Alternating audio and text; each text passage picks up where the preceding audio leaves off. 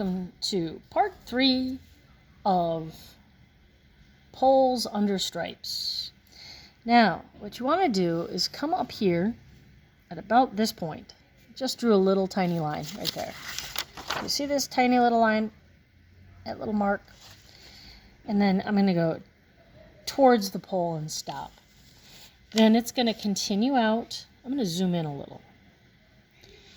Then it's going to continue out on the other side of the pole, and it goes up. Curve it up.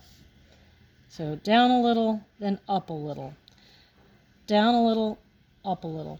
You know, I'm just going to jump down to the better ones that are kind of curved down. So I'm going to start here and go down, so it kind of matches this curve. Now I'm going to do this one. It's going to kind of match this curve, but up here. So under each hump, there's now going to be this. Right here. So it's going to go down and down. And this should kind of match this. And also, if I mentally think about what would happen to the top here, if it would go underneath, it should line up kind of like right there. But we can't see it because the other stripes, these go on top of it. That is why we don't draw it here. We only draw where it comes out. So whoop, don't draw it here, but think about it here. And this should kind of echo this angle. So I think about how this would come out. I'm going to turn it so that, how would this line up? I'm going to stop at the pole though. I'm going to start here, line up to the pole.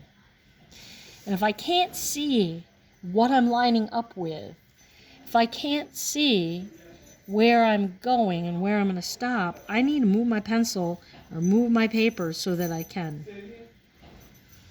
Okay, I got 3 more to go. Let me zoom back out. Got 3 more to go. I'm going to do it off camera. Boom. There we go. So once you have these drawn in, you should do all of them first. We need to color them in solid black. Words of advice, do not press hard. Words of advice, do short little strokes. Words of advice, take your time, deep breathe. If you feel your mind itching because it's just taken too long, then take a break, go do a different texture for a little bit, and then come back to this. So deep breathe. Also, words of advice, don't put anything underneath where you're working that you care about. Certainly don't put anything underneath like anybody else's artwork. That would be rude. That would be terrible. So all of these shapes right here get filled in. Don't do long strokes because you just only have to go back and fill them in. But instead, just do little strokes and finish filling it in. Deep breathe. So I need to do the sides right here. These guys all need to be filled in solid. Right here needs to be filled in. That needs to be filled in. That needs to be filled in. That needs to be filled in. All of these shapes have to be filled in solid black. So finish doing that before you do the next step. Deep breathe, do both sides. Okay? I'm going to finish the rest on pause. Are you rushing? Don't rush. I know you're getting close to being done. But don't forget to breathe. So just focus on your breathing as you finish filling this in. If you feel your toes are clenching, then concentrate on unclenching your toes.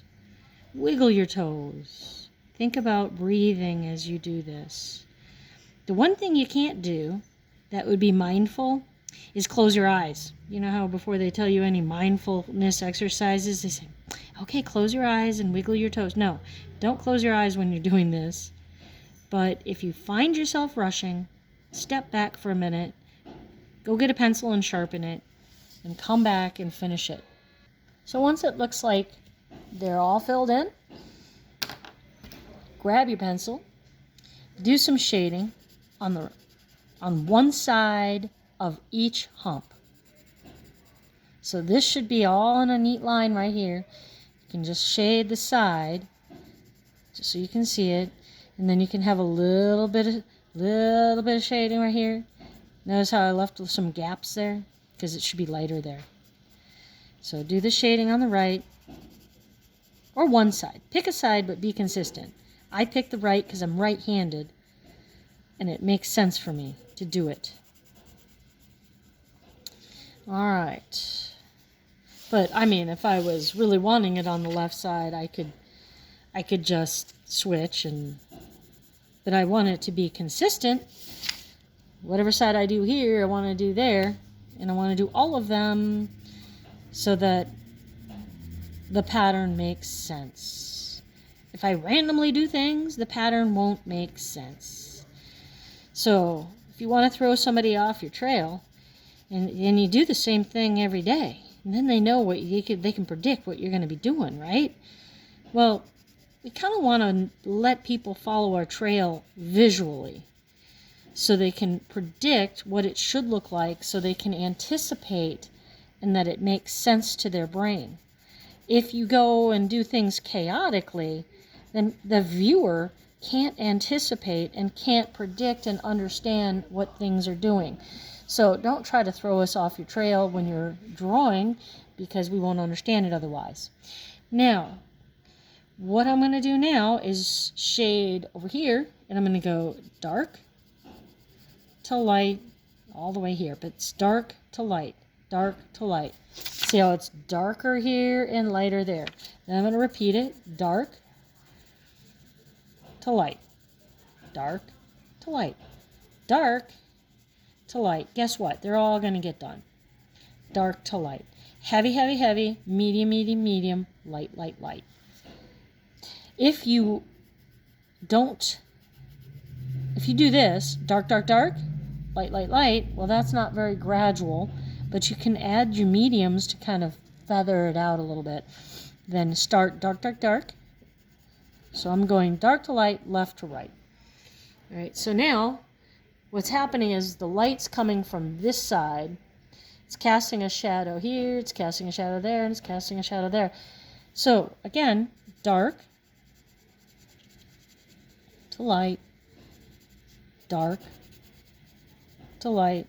And you want all of them to have a consistent pattern so the brain can understand what's going on. All right, I'm going to finish it off here. Okay, now that I have those two shadows, one last shadow right here, right under here, because it's going under, the pole is going under the stripes. That's why it's called poles under stripes. So just a little bit of shading right here where the pole goes under the stripe.